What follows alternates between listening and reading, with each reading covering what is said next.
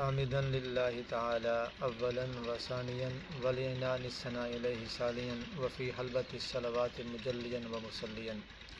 محترم سامعین، آج کے ویڈیو میں آپ کو یہ بتائیں گے کہ غروب آفتاب کے بعد یعنی نماز مغرب کی جب اذان ہو جاتی ہے اس کے بعد نماز مغرب پڑھ لینی چاہیے یا اس سے پہلے کوئی نماز وغیرہ یعنی نوافل وغیرہ پڑھ لینی چاہیے یا نہیں پڑھنی چاہیے۔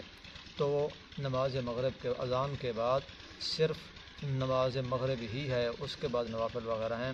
نماز مغرب سے پہلے نماز مغرب کے بعد جماعت سے پہلے 2 رکعت نفل پڑھنا یا 4 پڑھنا بالکل ثابت نہیں۔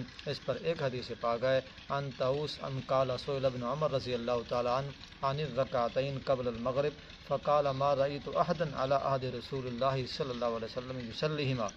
حضرت ابن عمر سے نماز مغرب سے پہلے 2 رکعتوں کے متعلق پوچھا گیا تو آپ رضی اللہ عنہ نے فرمایا کہ میں نے رسول اللہ صلی اللہ علیہ وسلم کے دور میں کسی کو نہیں دیکھا کہ یہ 2 رکعتیں پڑھتا ہو۔